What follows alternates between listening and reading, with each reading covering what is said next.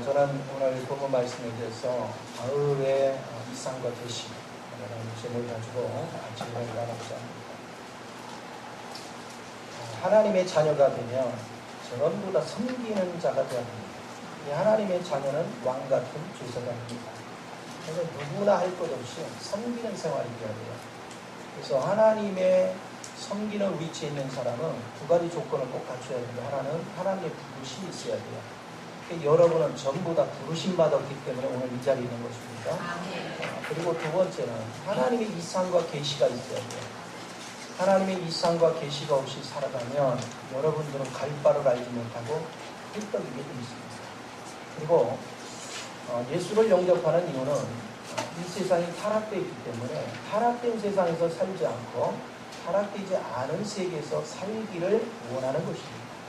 그래서 우리가 똑같이 이렇게 땅에 발을 디디고 살지만 여러분의 그 생각 속에는 어떤 사람은 하늘의 위치에서 살고 어떤 사람은 땅의 위치에서 삽니다. 그래서 땅의 위치에 사는 사람은 먹을 것, 입을 것, 마실 것밖에 안 보여요. 그리고 나 육체의 즐거움밖에 보이지 않습니다. 그러니까 하늘의 것을 추구하는 사람은 하늘의 이상을 가지고 있습니다. 그래서 땅의 거에 매여 살지는 않습니다.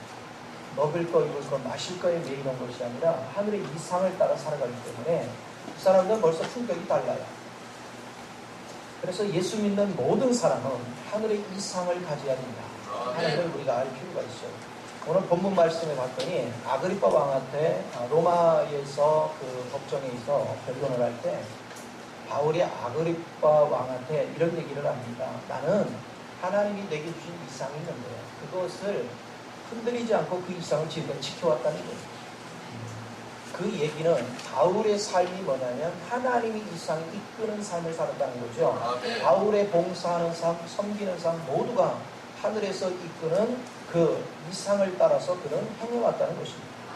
그의 삶이 흔들림이 없이 이 믿음 안에서 살았다는 것입니다. 그러니까 그 얘기는 자기의 모든 일거수일투의 삶은 자기 멋대로 삶이 아니라 내가 결정한 삶이 하나도 없고 바로 하나님의 영이 이상이 나를 끌어주는 대로 살아왔다는 것입니다. 그래서 저와 여러분도 항상 이 사실을 잊어지면 안 돼요. 여러분이 하나님의 영의 인도를 받는 사람은 사실 고민거리가 없습니다. 부족한 것도 없습니다. 그리고 알 바를 알지 못하는 이유도 없습니다. 인생은 대부분이 왜 고민이냐? 갈 바를 알지 못하는 것입니다. 수없이 결정할 일이 있습니다. 그러나 어느 길이 바른 길인지를 모른다는 것입니다. 이것이 바른 선택인지 저것이 바른 선택인지 사람의 관점에서 선택을 바로 했다고 생각하고 살아보면 나중에 보면 큰 함정에 빠져있는 자신을 발견합니다. 그럼 왜 그러냐? 선택이 잘못됐기 때문에. 그래서 하나님의 뜻을 알고 하나님의 뜻 안에서 바른 길을 선택하는 것은 정말 아름다운 역사입니다. 그래서 대부분의 사람들이 하나님을 알지 못하고 제약된 것을 살기 때문에 굉장히 영리하고 똘똘한 것 같지도 하나님의 뜻을 추구하지 않는 사람은 결국은 자기 스스로가 사망을 파고 있습니다. 무덤을 파고 있다 얘기입니다. 자기 스스로가 망하는 자리를 가고 있습니다. 하나님을 따르는 이유는 영원히 망하지 않는 길, 영원히 하나님의 축복 속에 거할 수 있는 길, 그 길을 가도록 하나님께서 우리를 이끌어 주시는 걸 믿으시 바랍니다. 그렇다면 하나님은 왜 우리를 고난 속에 집었냐? 여러분 속에 이미 심겨진 불순물이 많아요. 그것은 사단의 독입니다. 사단의 독은 나로 하여금 환경에 끊임없이 유혹을 당하게 만들어요. 그래서 그거에 끌려다니게 만듭니다. 그래서 교회를 다니면서 신앙생활을 하지만 여전히 사단한테 유혹을 당해서 끌려다니는 그런 인생들을 삽니다.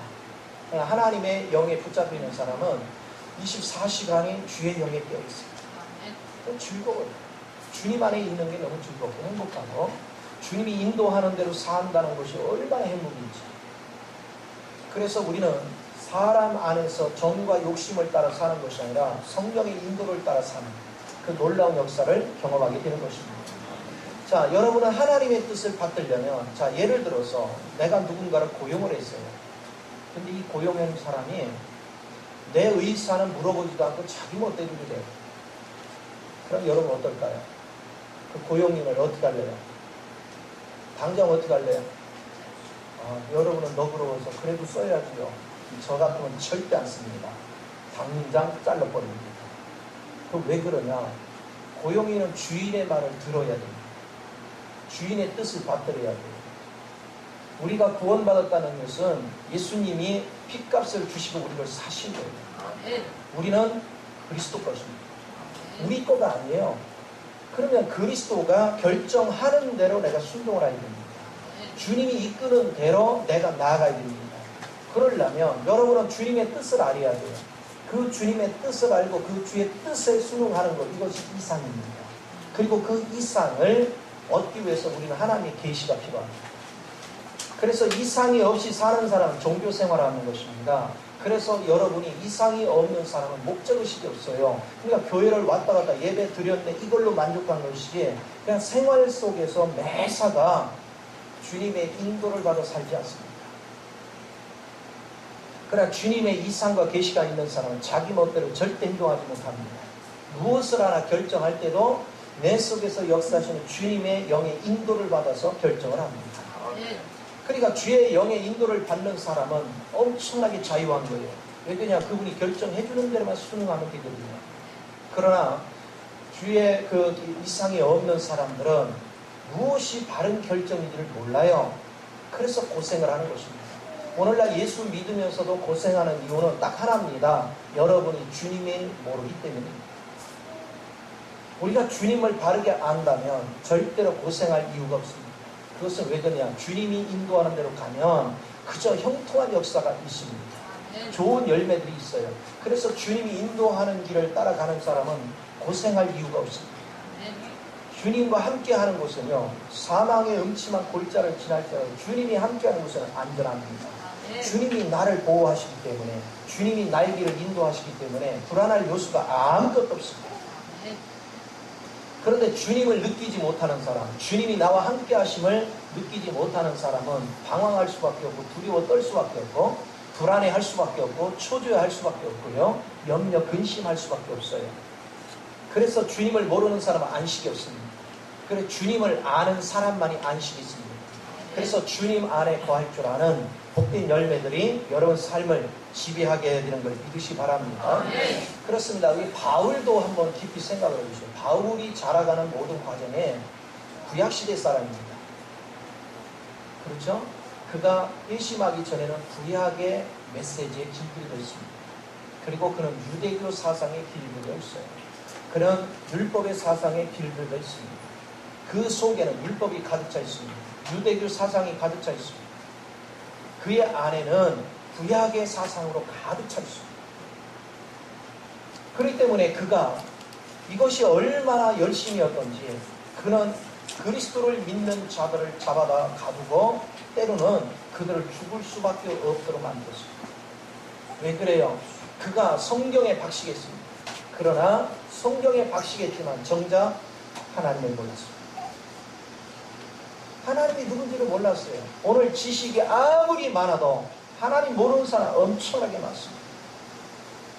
그런데 지식이 좀 서툴러도 여러분이 하나님을 알면 우리는 지식적으로 뭘 표현하는 건 부족해도요, 하나님을 쫓아 살 수 있습니다. 그 하나님을 아는 자만이 그리스도를 압니다. 왜요? 하나님은 그리스도 안에서 일하시기 때문에 그리스도를 통해서 모든 걸 일하십니다. 그러니까 그리스도를 아는 사람은 하나님을 아는 사람. 그래서 하나님을 바르게 아는 사람은 자기 생각대로 살지 않습니다. 자기 방식대로 살지 않습니다. 그래서 이런 사상 안에서 바울이 계속해서 행했다면 그는 율법만 가리킬 거예요. 유대교 사상만 가리킬 거예요. 그는 끊임없이 구약만 가리킬 것입니다. 그렇기 때문에 하나님은 바울을 써야 되겠는데 바울이 잘못된 사상에 붙잡혀 있으니까 그에게 빛을 비춰서 그의 지각을 열 필요가 있었습니다. 그래서 다메섹 산으로 올라갈 때 주님께서는 빛 가운데 나타나셨습니다. 그 빛을 보자마자 엎드려졌습니다. 모든 사람 같은 일행들이 다 엎드려졌습니다. 그런데 유일하게 하나님의 음성을 들을 수 있는 사람은 바울밖에 없었습니다. 아무도 주님의 음성을 못 들었지만 바울만이 그 소리를 듣습니다. 그는 이때 이후로 하나님 앞에 엎드려진 이후로 변화가 일어났습니다. 오늘 우리가 예수를 믿으면서도 여전히 옛 것을 쫓아가고 옛 방식을 살아가는 이유는 여러분이 주님 앞에서 엎드려짐이 없었어요. 주님 안에서 빛비춤 안에서 납작 엎드려짐이 없었기 때문에 우리는 고통을 받는 거예요. 그러나 바울이 주님 앞에서 빛비춤 가운데서 엎드려졌다는 얘기는 예수님 앞에 율법이 엎드려진 것이고 유대교가 엎드려진 것이고 구약이 엎드려진 거예요. 다 꼬꾸라졌습니다. 오직 다 엎드려지고 예수 한 분만 남았습니다. 오직 예수 안에 거할 줄 아는 것, 예수를 붙잡을 줄 아는 것, 이것은 너무너무 귀한 것입니다. 그래서 여러분이 신앙생활하는 모든 과정 속에 이렇게 주님의 이상과 계시가 없는 신앙생활은 다 종교생활입니다. 그냥 교회와 왔다 갔다 해요. 구원 받았다는 명목만 있지 실제가 없어요. 그래서 살았다는 이름만 있지 실제 산 내용물이 없어요.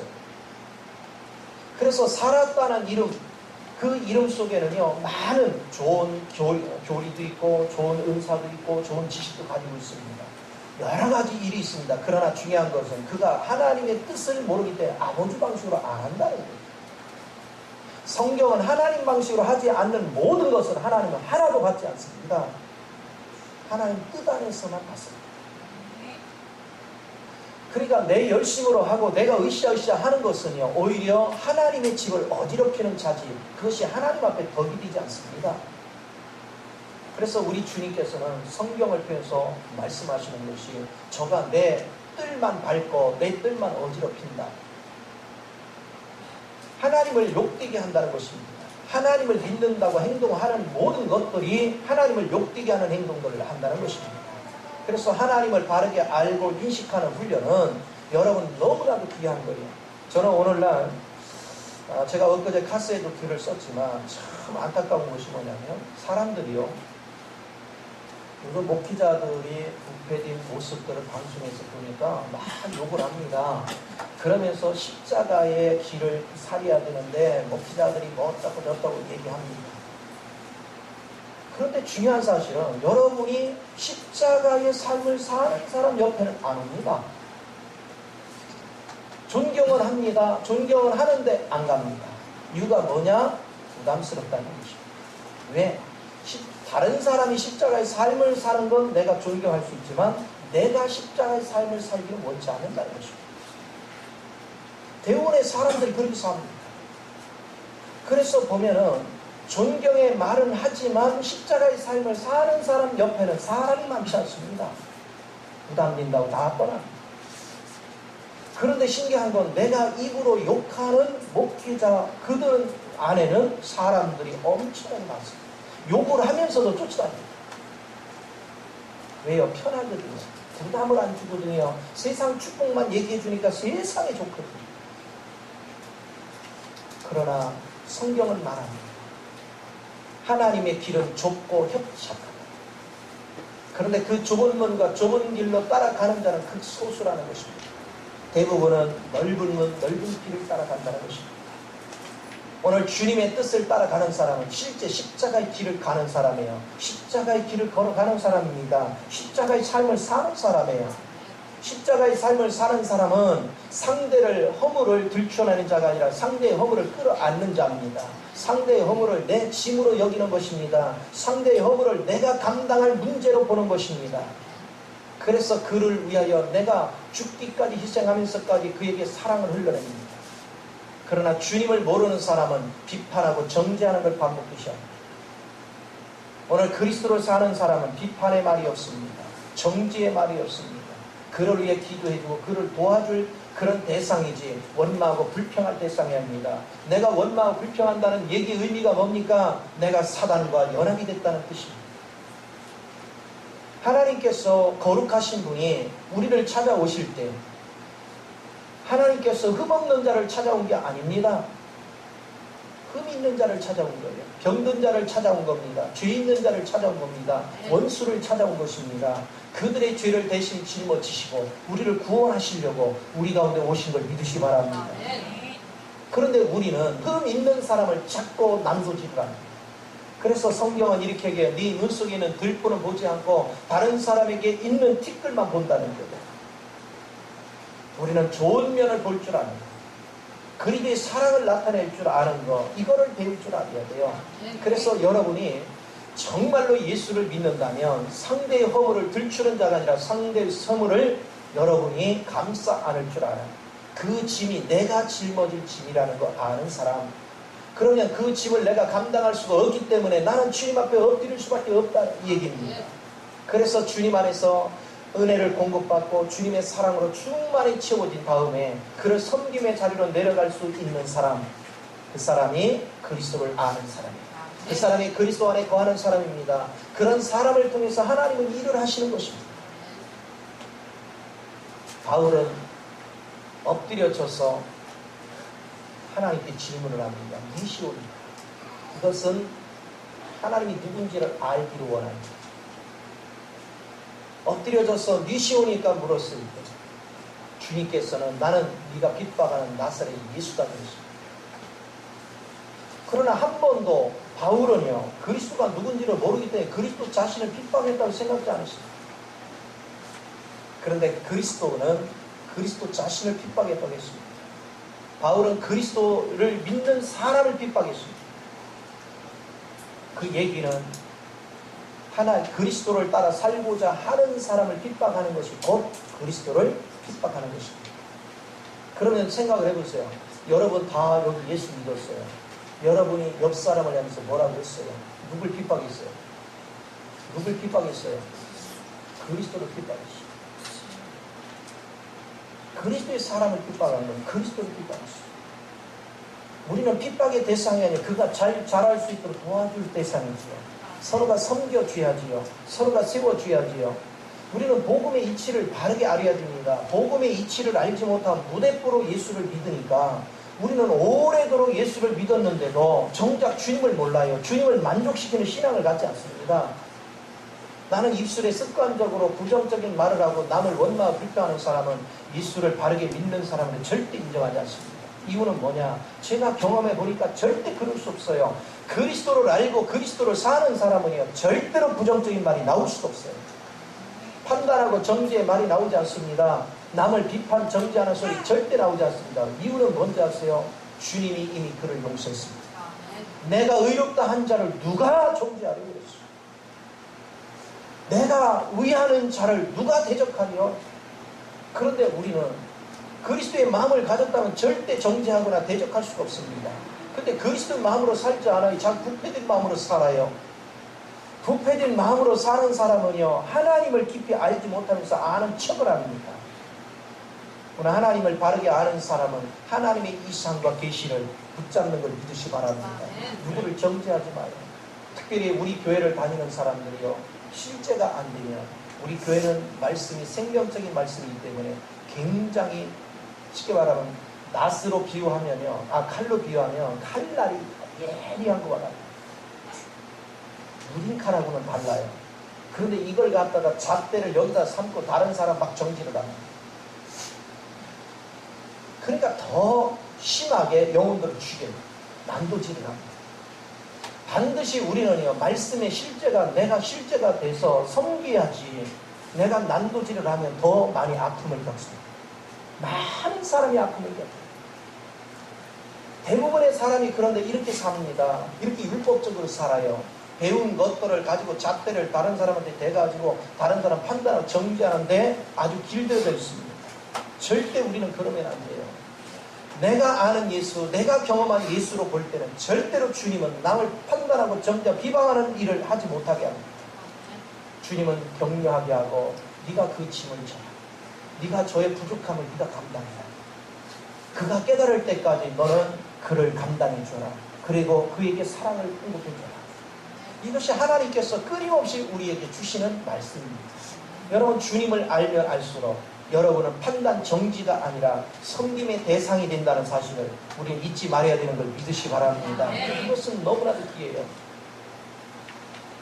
그리고 이 질문에 주님이 답을 하고 나니까 이번에는 바울이요, 사도행전 22장 10절에 보면 그러면 내가 무엇을 하리까 하고 묻습니다.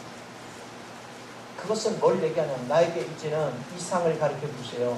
나에게 이상을 제시해 주세요. 내가 해야 될 일을 제시해 주세요. 그런 의미입니다. 그랬더니 주님께서 말씀하여 너는 다메섹으로 들어가라. 그러면 너를 인도할 자가 와서 너를 인도하리라.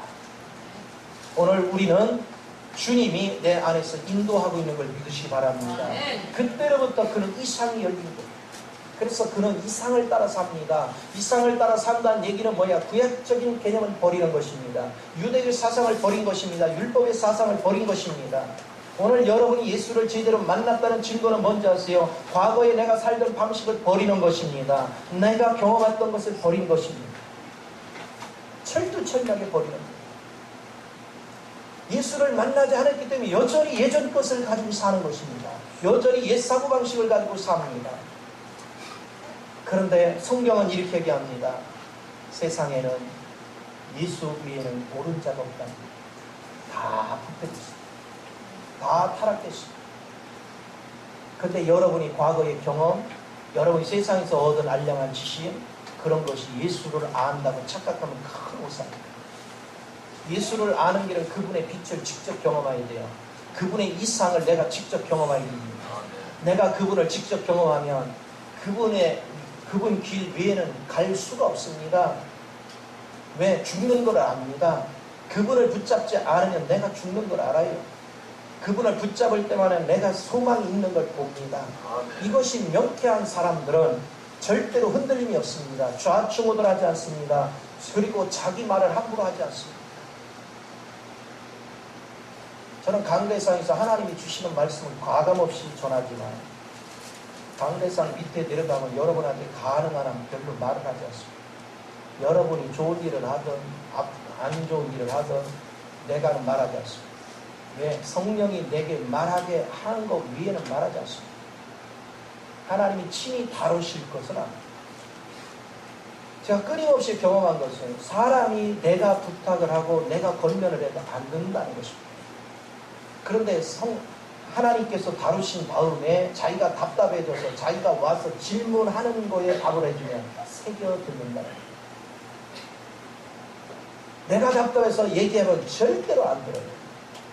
그래서 여러분이 신앙을 바르게 하면 자녀 교육을 시킬 때도 말을 많이 하지 않습니다. 자기가 아쉬워지면 찾아옵니다. 그러면 그냥 두면 뻔히 고생할 게 뻔히 보여요. 그런데도 말하지 않습니다. 왜? 어차피 못 깨닫는 자는 고난을 겪어봐야 깨닫습니다. 고난을 겪어보지 않고 그냥 내가 그 비율을 맞춰서 필요한 걸 공급해주면 자식을 살리는 게 아닙니다. 그것은 자식을 망하게 하는 거예요. 우리가 주님을 알면 할수록 공의와 사랑이 아주 명쾌합니다. 그래서 우리는 공의 면에서는 분명하고 사랑은 한량없이 부어줍니다. 그러나 무대뽀의 사랑이 아닙니다. 공의와의 질서 안에 거하는 사랑을 공급합니다. 그렇기 때문에 잘못된 길을 가는 것에 대해서 잔소리는 안 하지만 그걸 놓고 기도합니다. 하나님께 기도하고 그를 하나님께 위탁합니다. 하나님이 그를 충분히 다루시도록 하나님께 맡깁니다. 그리고 하나님이 내게 시키는 일만 나는 감당합니다. 오늘 여러분이 이 일을 잘할 줄 알아야 자녀를 생명의 길로 이끌 수 있는 힘이 있습니다. 그런데 자녀를 하나님께 맡기지 않은 부모는요, 잔소리가 많아요. 얼마나 잔소리가 많은지 몰라. 근데 하여튼 이 엄마들의 특색은요, 잔소리가 많더라고요. 잔소리가. 예를 들어서 야, 밥 먹어라 얘기했으면요, 안 오면은 그냥 먹어요. 그리고 밥 다 먹도록 안 오걸래면 치워버려요. 아직 배가 안 고파서 그래요. 그렇죠? 그런데 밥 먹어라. 자, 30초 기다려서 안 와. 밥 먹어라. 또 30초 기다려서 안 와. 밥 먹으라니까. 그러니까 애가 나올 때 어떻게 나와요? 곱게 나오니까 짜증내며 나오니까. 짜증내며. 왜 그렇게 사람을 보세요? 그렇게 하지 마세요. 한마디 딱 해요. 듣도록 한마디만 딱 해요. 그리고는 더 이상 말하지 마요. 안 오걸라 밥 굶겨요. 배고프면 지가 찾아 먹어요.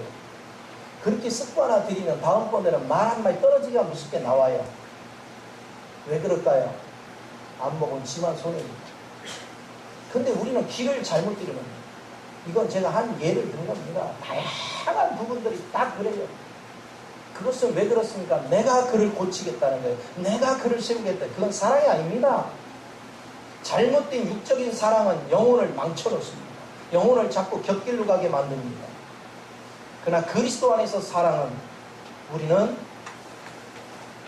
잔소리가 많지 않은데 상대로 하여금 지킬 수밖에 없게 만듭니다. 그게 무게감이 있어요. 힘이 있어요.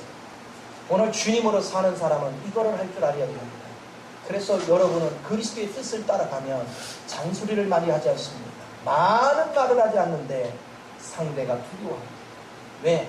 그의 말에 한마디는 무게감이 있어요. 가볍지가 않습니다. 왜 그럴까요? 주님과 함께하기 때문에. 주님 안에서 말이 나간 것이기 때문에 그 말에 무게감이 있어요. 내가 그 말을 따르지 않으면 내가 손해본다는 걸 명쾌하게 압니다. 이것을 우리는 알아야 됩니다. 말을 따르지 않으면 얼마나 손해를 보는지를 철저하게 깨닫게 해줘야 돼요.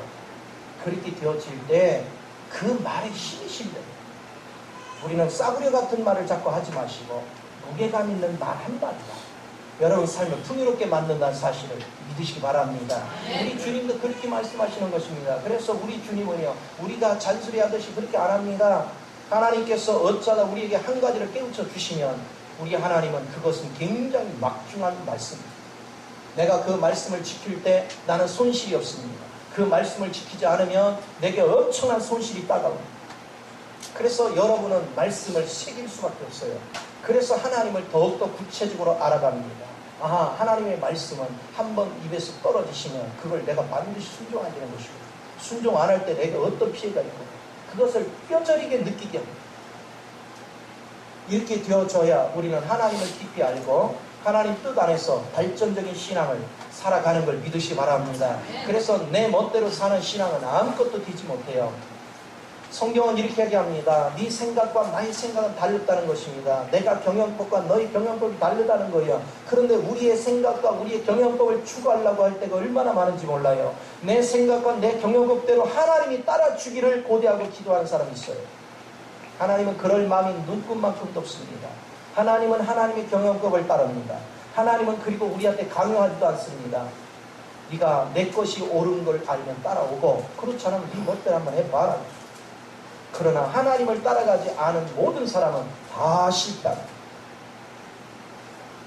한 살에도 젊어서 실패를 맛보고 돌아오는 사람 복이 있습니다. 제가 살아보니까 하나님은요, 젊었을 때 불순종 한 차를 결코 제쳐가지 않더라고요. 네가 살고 싶은 대로 살아봐라. 그러나 그것이 무너지는 게 30대, 40대, 50대, 60대 막 그때 무너집니다. 그때 주님께 돌아서고 나면요, 비참합니다. 저는 그래도요 30대에 무너졌기 때문에 돌아올 수 있는 기회가 빨랐는데 40대, 50대로 갈수록요 비참해집니다. 그래서 한 살도 젊어서 돌이킬 수 있는, 젊어서 하나님의 뜻을 밟을 줄 아는 은혜의 자리에 있어야 우리 삶이 풍요로워진다는 사실을 믿으시기 바랍니다. 인간의 생각, 방법 아무리 동원해도요 내 마음대로 안 됩니다. 내 생각대로 안 됩니다. 왜? 너는 내 것이라 주님이 딱 점찍어 놓으며 하나님 방식으로 나를 끌어갑니다. 하나님이 원하는 그릇으로 나를 만들어 갑니다. 내 방법으로 아무리 머리를 써도 길은 한 번 막히면 길이 없습니다. 하나님께서요 베드로를 택하시고 베드로를 이제 하나님이 제자로 쓰시려고 딱 하니까 평상시에는 베드로가 고기도 잘 잡았는데 주님이 딱 뜻을 정하니까 그날부터 고기가 안 잡혀요. 그때 주님이 나타났어요. 결국은 주님이 그를 생명의 길로 끌어갑니다. 여러분이 아무리 발버둥을 쳐도요 하나님이 막으면 길이 없습니다. 방법이 없습니다. 왠지 아세요? 하늘을 통치하시는 분이 하나님이십니다. 하늘에서 비를 적당히 내려줘야 땅이 솟아를 맺듯이 하나님께서 우리에게 은혜를 주셔야 나의 삶이 풀리는 것입니다. 그리고 그 길은, 하나님의 은혜가 적당히 내리게 하는 길은 내가 하나님의 은혜 안에 들어가는 것입니다. 내가 하나님을 위해 살겠다 고백하는 것입니다. 그리고 아버지가 원하는 길을 걸어가는 것입니다. 이것이 놀라운 역사입니다. 그래서 우리는 그 길 안에 거하는 복된 자리에 쓰임받는 것, 이것이 얼마나 중요하죠. 자, 바울은 주님의 이상을 따라서 이제는 끝까지 순종을 합니다. 그래서 그는 자기 방식대로 살지 않습니다. 하나님의 다메섹 도사를 만난 이후로 그는 주님의 이상과 계시를 따라 움직여 갑니다. 자, 주님의 이상과 계시를 따라 움직여 가는데 편안한 자리로 이끌어 가는 것이 아니라 주님이 이 땅에 오신 목적은 딱 하나거든요. 영혼 살리려고. 근데 영혼들이 뭐 했습니까? 병든 자리 있습니다.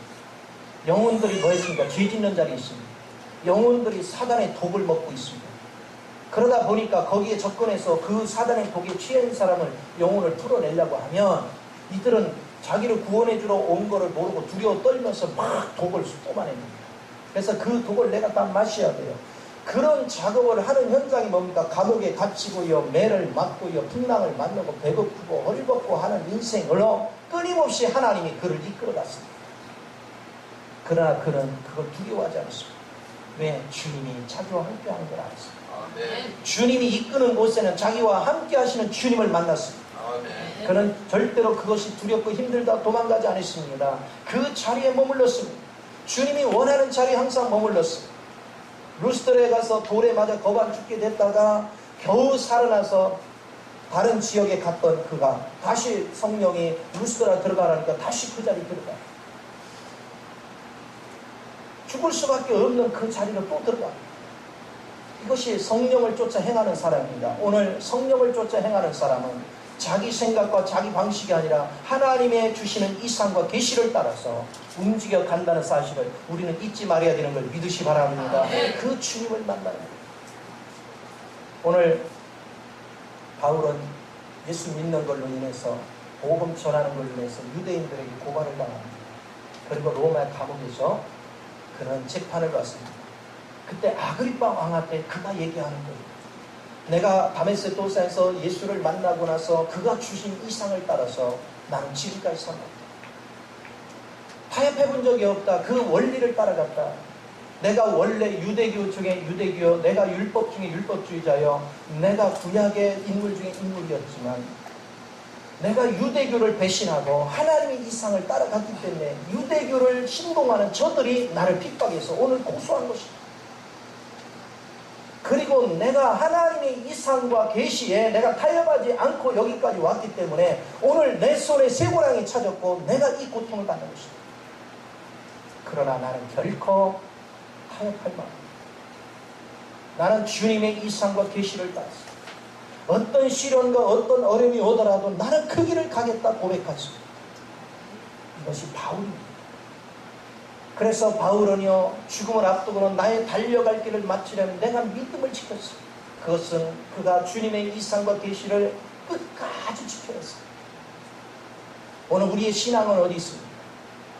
우리는 입술로는 십자가를 얘기하는데 십자가 질 마음은 없습니다. 우리는 십자가 지는 사람은 존경할 마음이 있지만 십자가의 길을 걸어갈 마음은 없습니다. 우리 주님은 우리를 주목해보고 있습니다. 가식적인 믿음을 주목해보는 것입니다. 종교생활하는 주님 우리를 지켜보고 계십니다. 그리고 주님은 책망하십니다. 누가복음 18장에 그래서 주님 말씀에 내가 이 땅에 다시 올 때 세상에서 믿음을 보겠느냐. 우리는 얼마나 거짓된 믿음 속에 있는지 몰라요. 우리는요, 이 믿는 척을 합니다. 우리는 하나님을 위하는 척을 합니다. 그런데 생활 범사 속에 아버지 뜻을 따르는 건 극히 소수입니다. 그러면서 우리가 뭔가가 일이 조금만 안 풀리면 도대체 하나님이 계시냐고요. 우리는 하나님의 뜻을 따를 때에 하나님이 우리를 보장해 준다 했지, 하나님의 뜻을 따르지 않는데 보장한다고 말하지 않습니다. 그럼에도 불구하고 하나님의 자녀들이 아버지의 뜻을 따르지 않는데도 하나님은 여전히 우리를 보호하고 계십니다. 우리를 사랑하고 계십니다. 우리를 이끌어주고 계십니다. 우리가 깨닫게 하려고 적당한 문제를 주시지만 결코 하나님은 우리를 외면하지 않습니다. 한번 사랑하기로 작정한 우리를 끝까지 사랑하시면서 우리를 지금 지켜주고 있습니다. 아멘. 그런데도 그 주님의 사랑을 느끼지 못하고 그 주님의 은혜를 깨닫지 못하고 내 방식대로, 내 생각대로, 내 고집대로, 내 육신의 방법대로 살아가려고 하는 사람이 얼마나 많죠. 여러분, 세상이 돈이 있어서 하는 것 같지요? 천만에요. 여러분 목숨은요, 한순간입니다. 돈이 억만금이 있어도 목숨 한번 걷어가려면 마음먹으면 순식간입니다. 여러분의 목숨을 지탱하고 여러분이 하나님 앞에 온전하게 보장을 받으려면 그리스도를 알아야 돼요. 그리스도를 충분히 알아야 됩니다. 그리스도를 아는 것이 영생이라고 했습니다. 그런데 지식적으로 아는 것이 아닙니다. 내가 체험 속에서 아는 것입니다. 내가 그분과 생활하면서 아는 것입니다. 그분을 같이 살아내므로 아는 것입니다. 그 주님을 내가 알 때 우리는 병마를 이깁니다. 왜냐? 그리스도를 안다는 건 그리스도를 사는 것이고, 그리스도를 산다는 것은 부활의 생명을 가지고 있는 것입니다. 부활의 생명은 모든 원수마귀를 이기는 겁니다. 부활의 생명만이 여러분을 승리케 만들어 줍니다. 부활의 생명만이 죽은 것을 살리는 역사를 이루십니다. 그래서 불가능이 가능게 되는 것입니다. 안 되는 것이 되게 되는 것입니다. 그래서 부활의 생명을 꼭 붙잡고 살아야 합니다. 그 길은 한 길입니다. 주님의 이상과 계시입니다. 주님의 이상과 계시를 보지 않은 사람, 그 사람들은 예수 믿는다고 다니지만 주님의 길을 가지는 않습니다.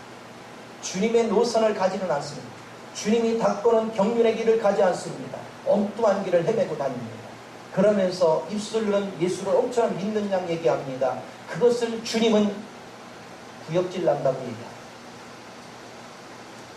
우리는 주님의 길을 알고 주님의 길을 따라가야 돼요. 주님의 노선 안에 서 있어야 됩니다. 주님이 원하는 자리에 반드시 서 있어야 됩니다. 그것은 주님이 십자가에 못 박혀 죽기까지의 인생 모든 성육신 하시고 인생을 사시고 공생을 사시고 십자가에 죽으시고 음부에 내려가시고 그리고 부활하셔서 죽음을 이기고 음부를 이기고 공중권세 잡은 영을 이기고 승천을 이르기까지 이 모든 코스, 그 코스의 길이 성령이 우리를 이끄는 길입니다. 우리는 그 길에 순종할 때 하나님께서 여러분의 모든 길을 예비하신 것을 우리에게 부어주시어서 넉넉히 우리로 하여금 원수마귀를 이기게 하는 걸 믿으시 바랍니다. 그래야 여러분의 가문이 보장을 받는 거예요. 이 길을 가는 사람은 조상의 저주가 다 끊깁니다. 그러나 이 길을 가지 않으면 조상의 저주가 여러분을 계속 괴롭힙니다. 그래서 우리는 반드시 주님의 경륜을 가서 모든 저주는 끊어지고 여러분의 자자손손 그리스도의 부활의 생명 안에서 하나님의 풍성한 능력과 권세를 가지고 세상을 다스리며 통치하며 세상을 변화시키며 사는 하나님의 깊은 은혜의 자리에 있어야 될 줄 믿습니다. 이 복을 다 누리셔서 날마다 복된 열매가 맺히시기를 예수 이름으로 축원을 드립니다. 기도하겠습니다. 좋으신 아버지,